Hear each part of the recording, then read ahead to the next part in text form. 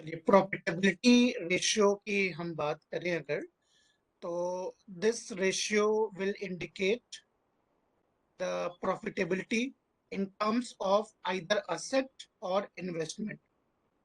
One Okay. By one हम discuss करते हैं प्रॉफिटेबिलिटी रेशियो। जैसे यहाँ देखिए दे रखा है पॉइंट नंबर 1 के अंदर, बेस्ड ऑन सेल।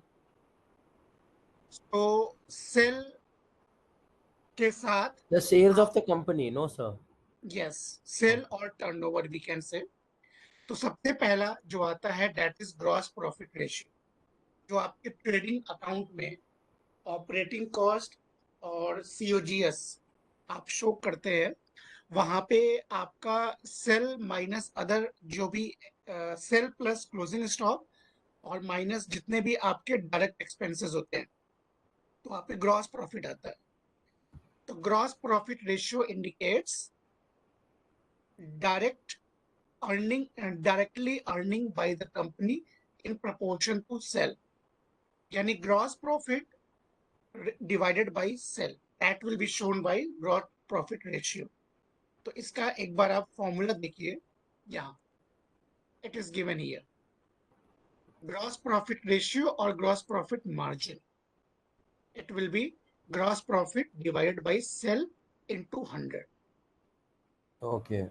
ठीक है, एक चीज आप ध्यान रखना, जहां पे भी हमें प्रॉफिट का परसेंटेज निकालना हो, Hmm. रेशियो प्रॉफिट का गिवन हो या नेटवर्थ का गिवन हो या लिक्विडिटी का, हम हमेशा परसेंटेज के टर्म्स में निकालते हैं। लेकिन जहां पे इन्वेंट्री के टर्म्स में बात की जाए, वहां हम टाइम्स में रेशियो बताते हैं।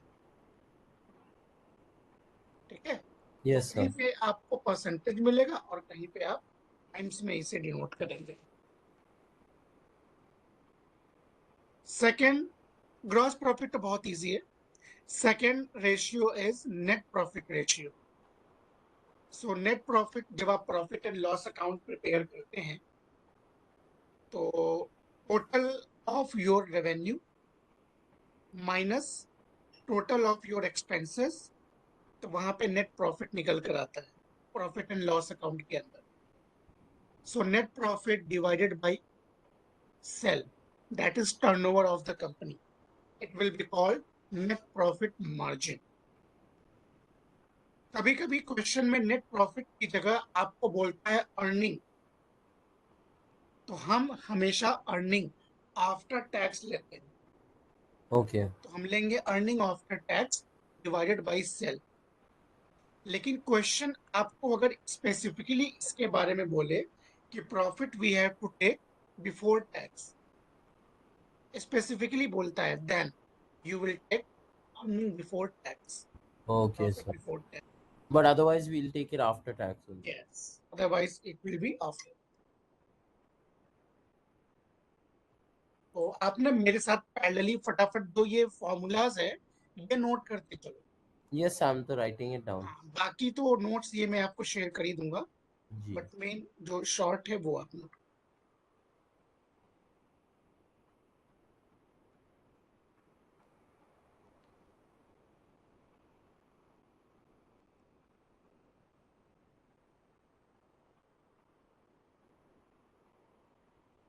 से यस इफ डन, है ना।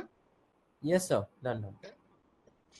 Next is operating profit ratio. Operating profit को नॉर्मली हम कहते हैं कि such profit which is available before claiming your non operational part. यानी आप अगर लोन ले रखे हो, उस लोन पे आपने कोई इंटरेस्ट पे किया, that will be non operational part. कोई डेप्रिसिएशन है, उसे भी आप हटा देते हो। तो operating profit normally is equal to operating profit divide by sale. Hmm. इस ऑपरेटिंग प्रॉफिट को हम बोलेंगे EBIT, that is earning before interest and tax. ठीक है। Yes sir. This is basically sales before interest and tax. Not sale, it is profit before interest and tax. Okay, okay, okay. समझ गया. ठीक है ना। Hmm.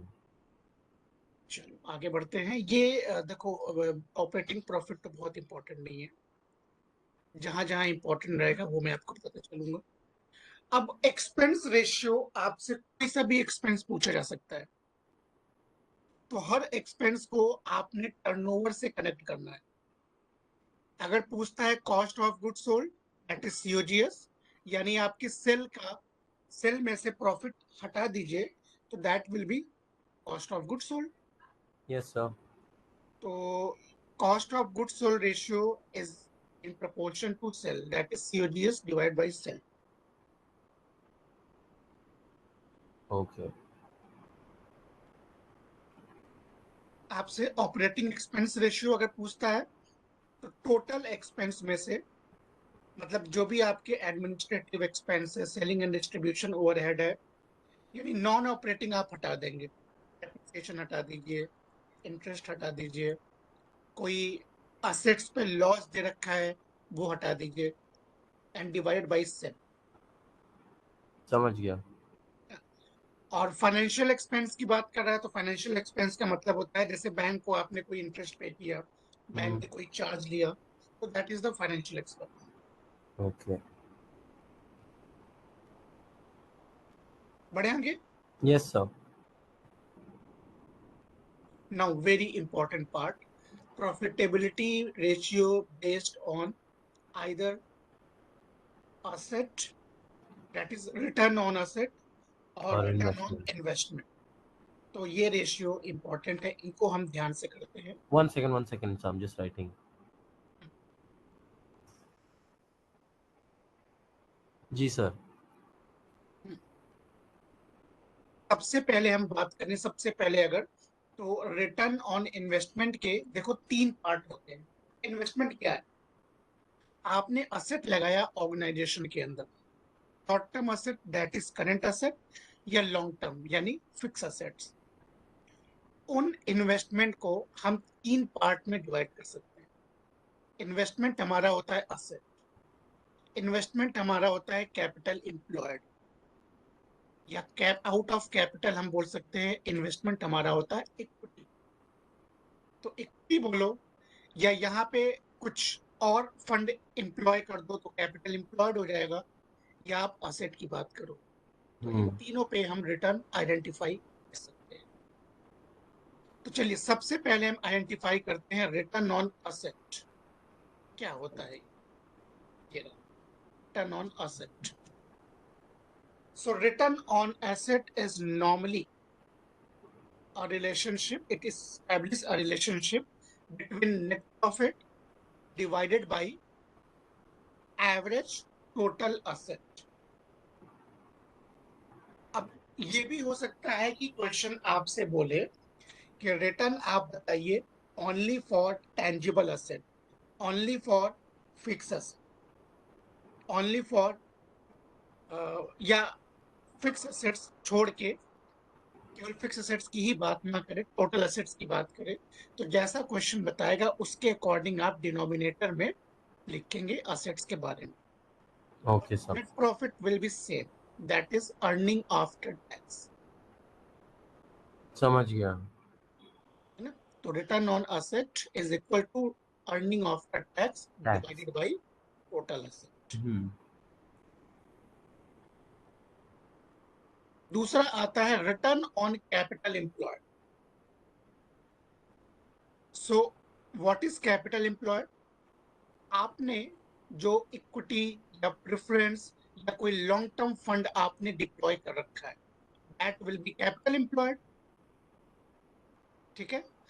कैपिटल एम्प्लॉयड पे हम हमेशा ऑपरेटिंग प्रॉफिट की बात करते हैं। तो रिटर्न ऑन कैपिटल एम्प्लॉयड का जो कनेक्शन बनेगा, that is operating profit divided by capital employed. So operating profit is what? Earning before interest and taxes. Hmm. ठीक है। और प्री एंड पोस्ट टैक्स को तभी हम ध्यान देंगे जब क्वेश्चन इनके बारे में बताए, या क्वेश्चन कोई टैक्स का रेट आपको दे दे। ठीक है।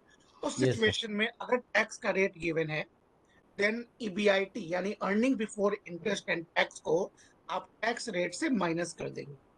So here it is written 1 minus tax, है ना? इसको आप नोट कर लीजिए एक बार. Just a second.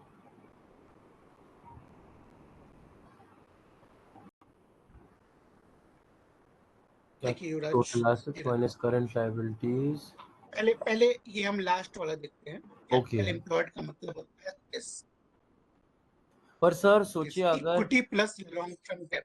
Sir if almost like यहाँ से ये 6 अलग चीज है ना सर, तो सोचिए 4 चीजें बिल्कुल. दिए गए हैं. अगर Then आप with केवल लाइबिलिटी में जाते हो तो लाइबिलिटी साइड से आप ऐसे निकाल सकते हो, अच्छा equity plus debt. Okay asset side में आप जाते हो, असेट साइड में तो fix assets plus working capital, मतलब current asset minus current liability, this is called working capital.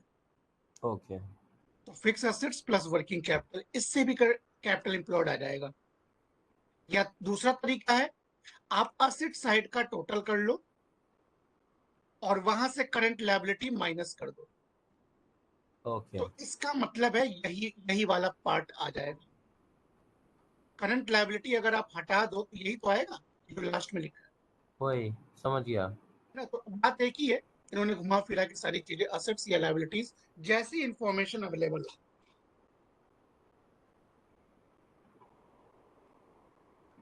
ठीक है, आगे बढ़े. Yes sir. चलिए, another important part, return on equity. अब मैंने आपको बताया है इक्विटी का मतलब क्या होता है. अगर इक्विटी का डिस्कशन करें हम तो व्हाट इज एग्जैक्टली, बताइए. Equity sir, 1 second, I'll tell you sir. So basically equity is the share of basically the share of a company that the shareholders hold are is known as their equity. Basically yes. it's a certain percentage that they hold of the company. Normally equity means part of the share capital, the Yeah, share part of the capital या share बोलते हैं, capital, sorry. Yeah, plus their rights on the reserve and surplus. yeah, understood. जहां पे भी equity की बात की जाएगी that means equity plus earning, reserve and Oh, surplus. तो चलिए अब हम बात करने जा रहे हैं रिटर्न ऑन इक्विटी.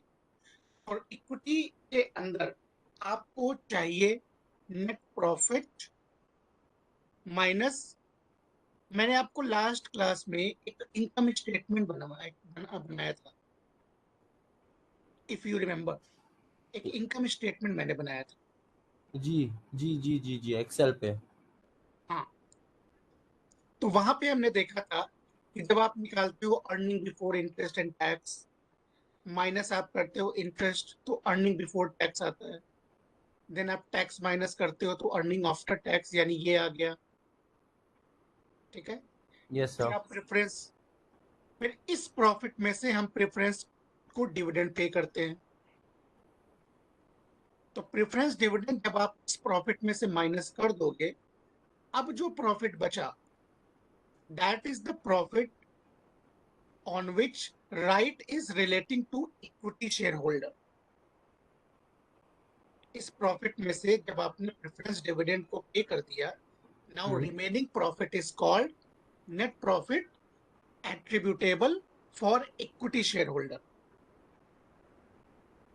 है ना. उस प्रॉफिट पे इक्विटी शेयर्स का राइट होता है. सो हम यहाँ वही लिख रहे हैं, net profit available for equity या attributable to equity divided by equity share holder fund. It is called return on. Okay. Sir, 1 second, sir. Could you just explain that again? 1 second, please. I told that, मैं एक बार वो sheet open करूं क्या? Why, please, sir. रुकिए.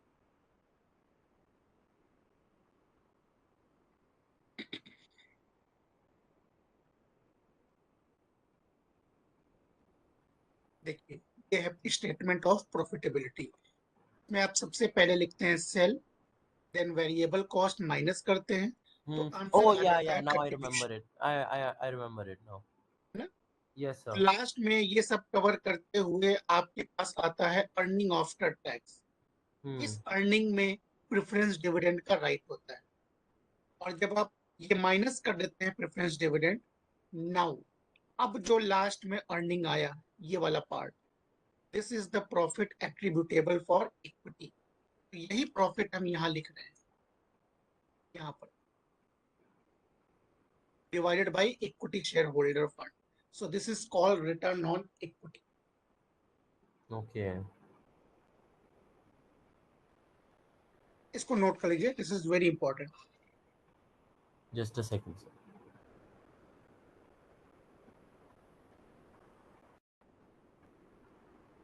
That return on equity using the DuPont model। ठीक है, क्या है, हमने अभी रिटर्न ऑन इक्विटी निकाला based on the profit available for the equity share holder. So एक नया मॉडल आया मार्केट में, जिसको एक वी कैन से एक्सपर्ट या इकोनॉमिस्ट जो फाइनेंशियल एनालिसिस में एक्सपर्ट थे, mister DuPont de Nemours and company, इन्होंने एक बनाई, नाम था ड्यूपॉन्ट मॉडल। हुआ क्या, इन्होंने मार्केट में ये बोला कि जैसे ही आप रिटर्न ऑन इक्विटी निकालते हो, वो रिटर्न ऑन इक्विटी केवल प्रॉफिट का पार्ट नहीं होता, उस रिटर्न ऑन इक्विटी पे कई सारे फैक्टर्स कनेक्टेड होते हैं। आपके बिजनेस में जो असेट लगा है, आपने जो टर्नओवर किया, सेल किया, उसका फैक्टर भी कनेक्टेड होगा। आपके यहाँ जो इक्विटी का राइट्स है, वो राइट्स भी कनेक्टेड होगा। आपके यहाँ एक शेयर होल्डर का जो नेट प्रॉफिट मार्जिन है, वो भी कनेक्ट होगा।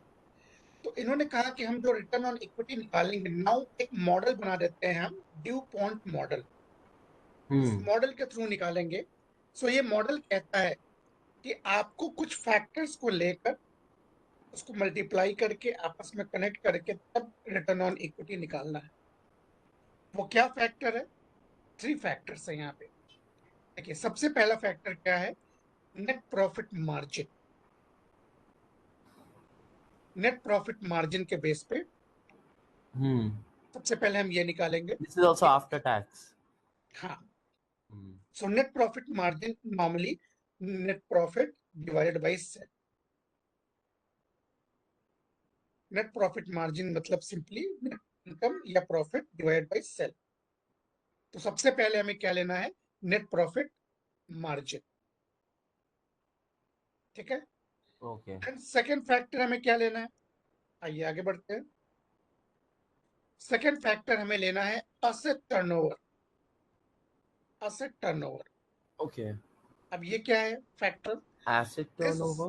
Oh, the company's assets to sales when it converts. Yes, asset turnover का मतलब होता है कि how company is managing by using इस असेट, it is converting company's inventory into saleable item. Okay. यानी असेट का आप कितना अच्छा इफेक्टिव यूज कर रहे हो कि आपके प्रोडक्ट जल्दी से जल्दी सेल हो जा रहे हैं। तो असेट टर्नओवर को भी इन्होंने पॉइंट बताकर यहाँ पे उसे कनेक्ट किया रिटर्न ऑन इक्विटी के अंदर। और ये एसेट टर्नओवर कैसे निकालते हो, सेल डिवाइडेड बाय इन्वेस्टमेंट। ठीक है, Okay. Yes, sir. पहला पॉइंट आपका क्या हुआ, पहला पॉइंट हुआ रिटर्न नेट प्रॉफिट मार्जिन। दूसरा पॉइंट आया आपका एसेट टर्नओवर। और एक पॉइंट और है, third point, that is equity multiplier. Equity multiplier,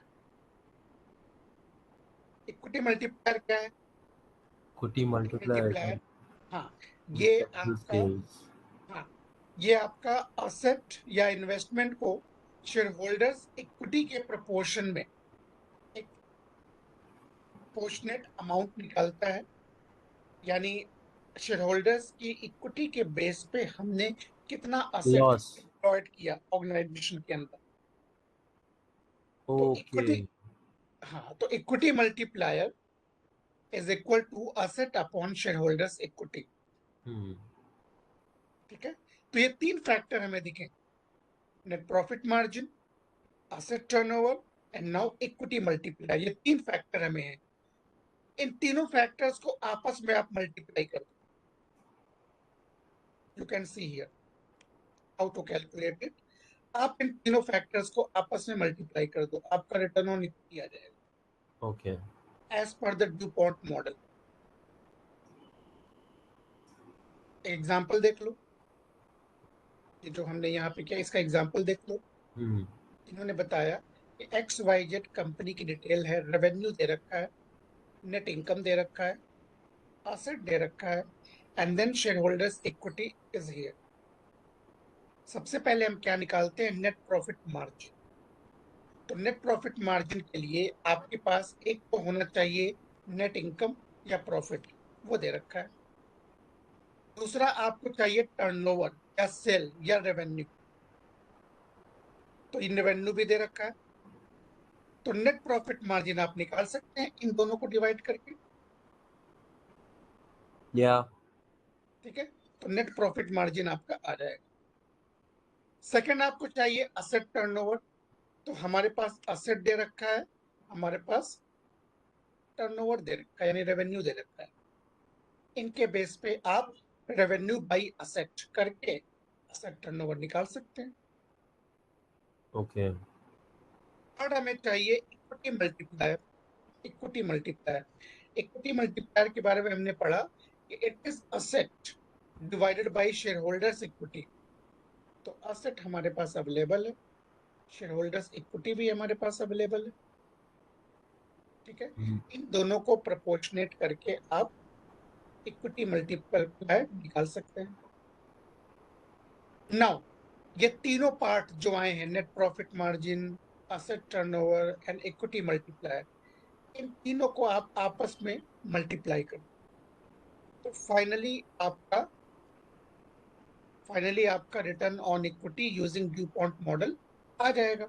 या देखिए नेक्स्ट पैराग्राफ में यहाँ पे रिटर्न ऑन इक्विटी ये रहा. Net profit margin multiplied by asset turnover multiplied by equity multiplier, तीनों को आप मल्टीप्लाई करेंगे तो 31.02% रिटर्न ऑन इक्विटी आ रहा है. Understood sir. ठीक है, हम्म. तो इन्होंने केवल डिफरेंट फैक्टर्स को बताया that will be associated when we are computing return on equity. और जब तक आपको ड्यू पॉइंट मॉडल स्पेसिफिकली ना बताया जाए, आप रिटर्न ऑन इक्विटी नॉर्मल निकालोगे, जो हमने ऊपर देखा, net profit after payment of dividend divide by share holders equity. Okay. चलिए आगे बढ़े. जी sir. Next is given earning per share profitability ratio from owners point of view. Owners यानी ओनर को हम डिविडेंड देते हैं, अर्निंग में शेयर देते हैं, तो उसकी बात की जा रही है. Now what is earning per share? EPS. How much a shareholder will earn per share? Yes, absolutely right.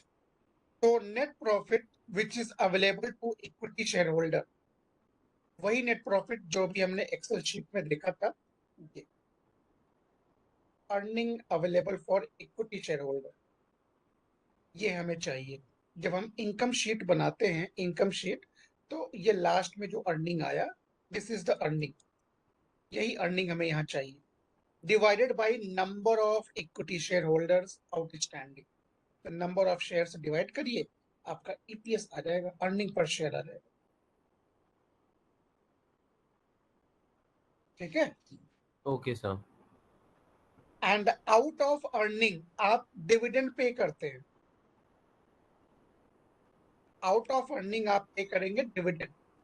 तो अगर आपसे पूछता है what is dividend per share, तो पहले आप डिविडेंड निकालेंगे अर्निंग में से, कि अर्निंग है 10 रुपए, उसमें से हमने 20% डिविडेंड पे किया, यानी 10 का 20% 2 रुपए. अब पूछता है what is dividend per share, तो डिविडेंड यहाँ पे 2 रुपए पर शेयर है, और मान लो 10 लाख शेयर होल्डर है, तो 10 लाख इंटू 2, यहाँ पे आ जाएगा total dividend divided by number of equity shares. ये यहाँ दिखा दो, तो आपका पर डिविडेंड पर शेयर आ जाएगा. समझ गया. And further it is written that dividend payout ratio, dividend out of earning पे किया जाता है, आउट ऑफ अर्निंग, यानी ये जो अर्निंग आपकी आई है, ये जो अर्निंग आ रही है आपकी, out of this earning dividend हम पे करते हैं। तो डिविडेंड पे आउट स्पेसिफिकली अगर दिया हो कि 10 रुपए डिविडेंड है और 2 रुपए, सॉरी 10 रुपए अर्निंग है और 4 रुपए डिविडेंड है, तो डिविडेंड पे आउट बनेगा 4/10 यानी 40%। यानी आउट ऑफ अर्निंग आप कितना डिविडेंड एक्चुअली पे कर रहे हो, that is the dividend pay out ratio. Okay sir. ठीक है, इसको नोट करते चलो फटाफट। लिख रहा हूँ, 1 सेकंड।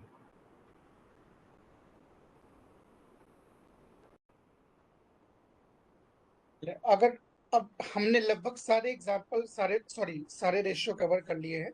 अब एक ये पहले एग्जांपल देखते हैं। एग्जांपल के अंदर क्वेश्चन हो सकता है आपका बड़ा हो, लेकिन सॉल्यूशन उसका छोटा ही होगा। ओके। तो देखो लिखा है, Solan in a meeting held at Solon towards the end of 2019-20, the director of HPCL Limited has taken a decision to diversify. So at present, HPCL sells all finished goods from its own warehouse. Company issued debenture and purchased fixed assets. The purchase price have remained stable. Following is the information. तो आपको एक income statement इन्होंने 2 साल का बताया, comparative income statement बता दिया 1920 and 2021 का। इसमें आपका सेल्स है, cost of goods sold minus किया तो ग्रॉस प्रॉफिट आ गया। देन ऑपरेटिंग एक्सपेंस दे रखा है, इसको आप ग्रॉस प्रॉफिट में से माइनस करेंगे तो नेट प्रॉफिट आ गया। ओके। ठीक है, this is the income statement. Accordingly balance sheet दे रखा है, fix assets and current assets and current liability आपका यहाँ पे आ गया असेट साइड। लायबिलिटी साइड में हम देखें तो हमारे पास शेयर कैपिटल है, रिजर्व एंड सरप्लस है, यहाँ डिवेंचर है, पहले नहीं था, इस साल हमने डिवेंचर इशू किया है ना। तो ये आपका टोटल बैलेंस शीट है। अब आपसे पूछ क्या रहा है, you are required to calculate the following ratio for the year 2019-20 and 2021। सबसे पहले क्या पूछ रहा है, gross profit ratio, gross profit ratio. ठीक है, अब 2 साल का ये पूछ रहा है आपसे, 2019-20, 2020-21। तो एक काम करिए, मैं यहाँ पे एक एक्सेल शीट ओपन कर रहा हूँ, तो पैरेलली हम इसको सॉल्व भी करते जाते हैं। ठीक है, आप भी अपने कॉपी में इसको नोट करिए, मैं भी एक्सेल शीट ओपन कर। तो अब आप देखिए, आपसे पूछ रहा है, you are required to calculate ratio for the 2 year 2019-20, let me write here, and 2020-21। ये 2 साल का रेशियो आपसे पूछ रहा है।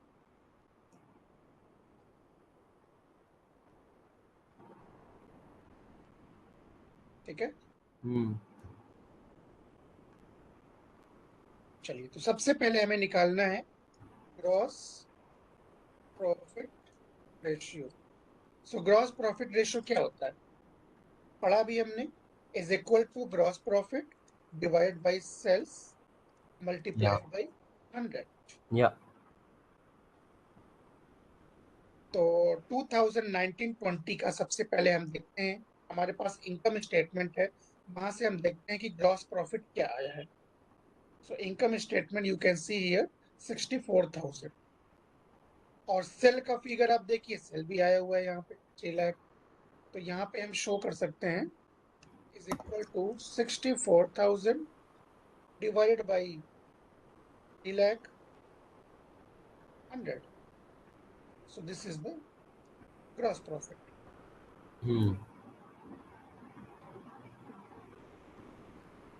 तो मैं इसको 2 डिजिट तक कर दूं।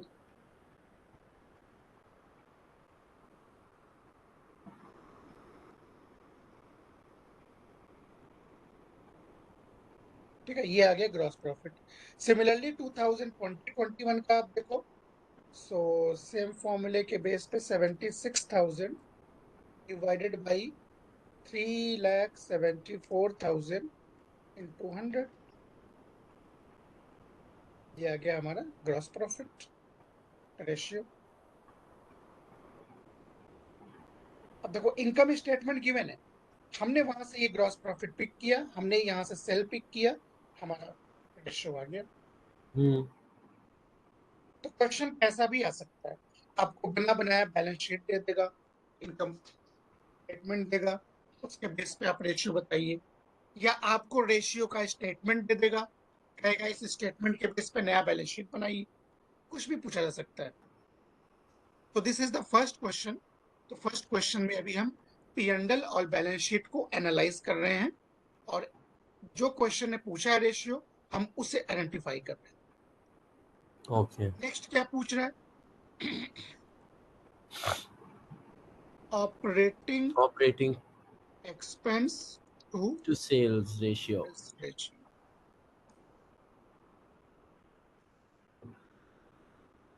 ठीक है, क्या होगा इसका फॉर्मूला? इसका फॉर्मूला यही होगा, operating expense divide by sales into 100। ठीक है, ऑपरेटिंग प्रॉफिट आपको कहाँ मिलेगा? इनकम स्टेटमेंट में। आ जाइए इनकम स्टेटमेंट, ये रहा operating of profit, sorry operating expense, warehousing, transport, administrative and selling, यानी 49,000 है 2019-20 का। तो यहाँ लिख लेते हैं 49,000 डिवाइड बाई, आपको सेल्स को लाना है प्रोपोर्शनेट, सेल दे रखा है 3 लाख, मल्टीप्लाइड बाई 100, ये आ गया आपका ऑपरेटिंग एक्सपेंस, जो 16.33% है in proportion to your sale. Working समझ में आ रहा है? Yes sir. नेक्स्ट हम आते हैं 2020-21 में, जहां पे 57,000 का ऑपरेटिंग एक्सपेंस है, divided by 3,74,000 and 100, so it is 15.24%। दोनों ईयर के हमने निकाल लिए। ठीक है Rohan, sorry Yuvraj. Yes sir, understood. तो नेक्स्ट हम चलते हैं, आगे बढ़ते हैं। क्वेश्चन ने आपसे पूछा क्या है, you are required to calculate the following ratio 1:7, then again ratio relating to capital employed, and one more thing is given here, give the reason for change in the ratio of these 2 years, Assume 2019। opening stock of yes, 40,000. हाँ, तो 2019-20 से 2021 में अगर change हुआ है तो reason क्या है, वो भी आपने बताने हैं। सो this is a very analytical question, आप एक्चुअल में बैलेंस शीट और इस इनकम स्टेटमेंट को एनालाइज कर रहे हो प्रॉपरली, है ना? तो पहले आप रेशियो पूरा निकाल लो, देन हम रीजन भी चेक करेंगे, what is the reason of change Change. This Okay, sir. 2 year ratio. चलिए नेक्स्ट पूछ रहा है ऑपरेटिंग प्रॉफिट रेशियो, मतलब net profit ratio. Hmm. Net profit आपका इनकम स्टेटमेंट में दे रखा है, ये रहा 15,000। सो हम यहाँ लिखते हैं operating profit ratio is equal to net profit divided by sell and multiplied by 100. So it is for 2019-20 net profit is 15,000 and sell is 3 lakh multiplied by 100. So 50%, Is it is wrong. It is 15,000, no? It is G, sir. 5%. Wait, I was going to say 50%. 1 0 has done Wait. there. So 90 in 2020-21, 19,000 is net profit Turnover is 374 multiplied by 100. So we are having 5.08% profit. Okay. Operating profit ratio.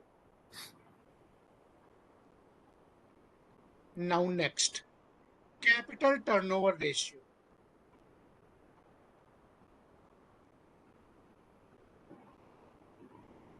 ये क्या capital होगा turnover ratio का क्या था sir?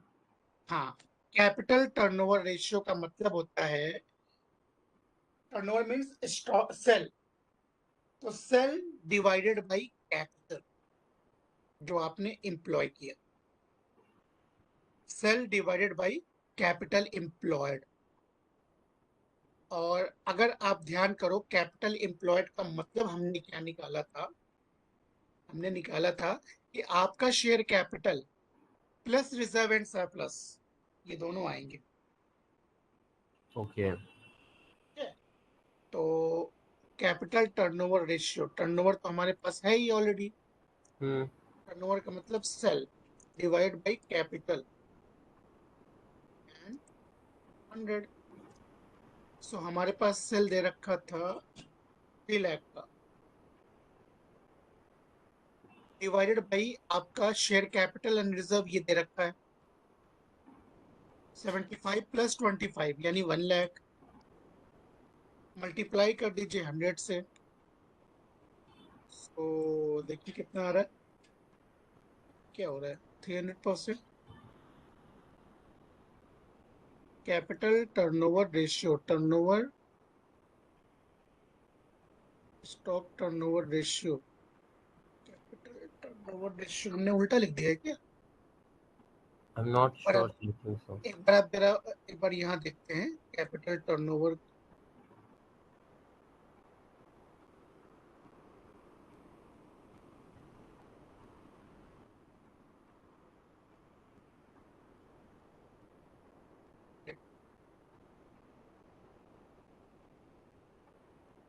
ठीक, ओहो हमने पता है क्या किया है,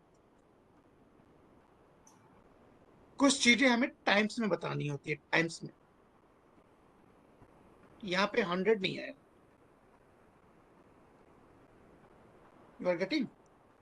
कैपिटल टर्नओवर मतलब टर्नओवर डिवाइड बाय कैपिटल, तो ये हमें टाइम्स में बताना है। This is the 3 times. जहां पे भी स्टॉक आ जाता है ना लगभग, जैसे स्टॉक अगर आपका मान लो कहीं असेट से कनेक्ट हो रहा है, कहीं कैपिटल से कनेक्ट हो रहा है, तो हम लोग टाइम्स बताते हैं वहां पे।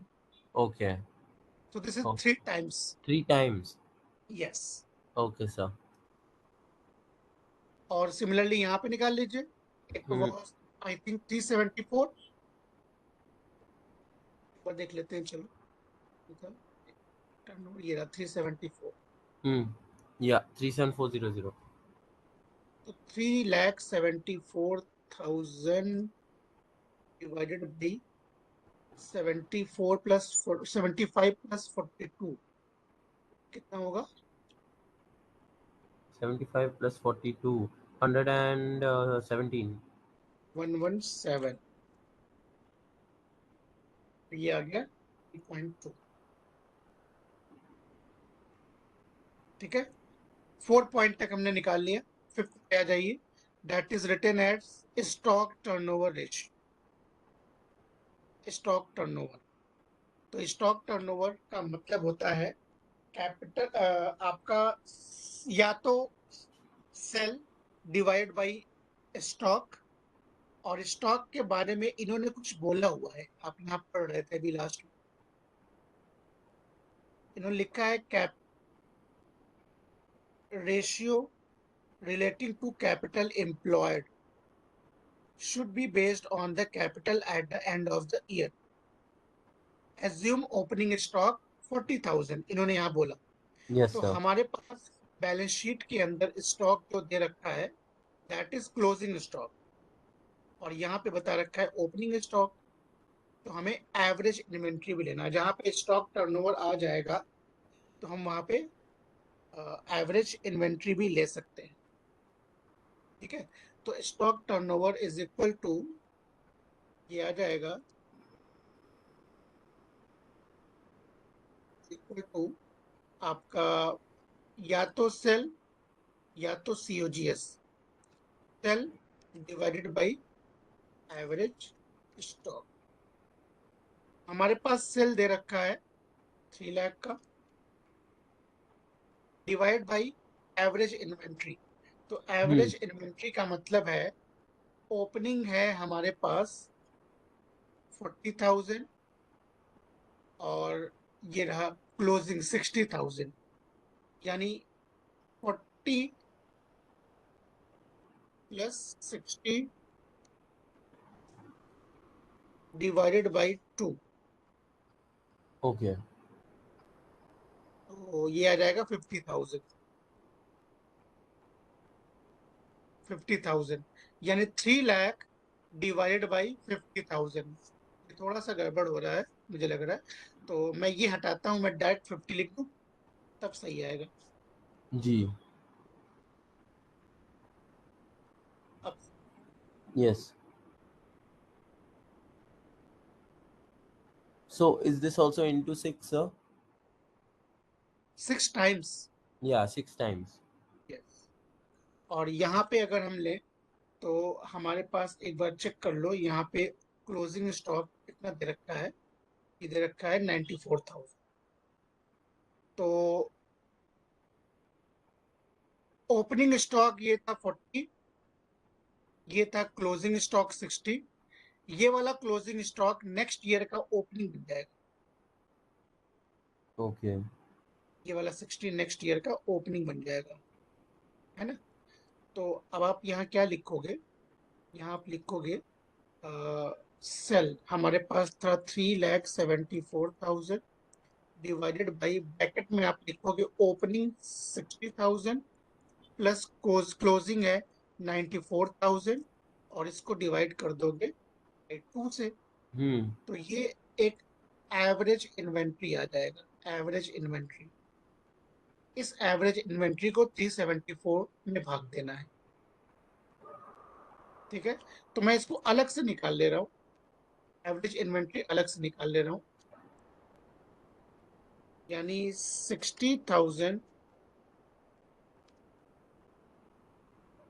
प्लस हमारे पास है 94,000, दिस प्लस दिस, इसको 2 से डिवाइड कर दो तो ये बता रहा है क्या, दिस प्लस दिस, ये आ गया 154। 154 को 2 से आप डिवाइड कर दो तो ये आ जाएगा 77, यानी 77,000 हमारा एवरेज स्टॉक है, ठीक है।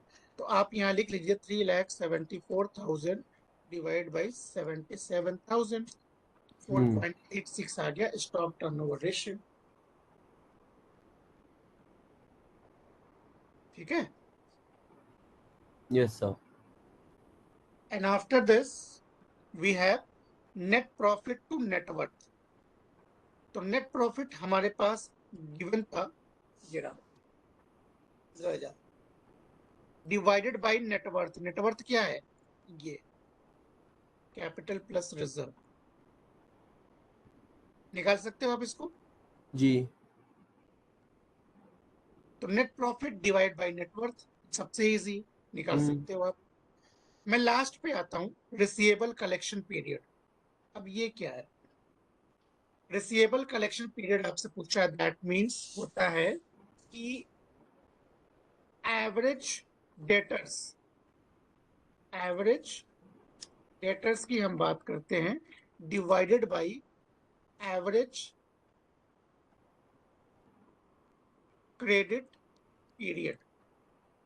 इस फॉर्मूले से आप रिसीवेबल कलेक्शन पीरियड आइडेंटिफाई कर सकते, ठीक है। मैं आपको शो करता हूं, एक सेकंड। युवराज ये देखिए, अपने रेशियो तो निकाल लिए, yeah ठीक। First is given gross profit ratio, it is in 2019-20, gross profit ratio in 2020-21, ठीक है।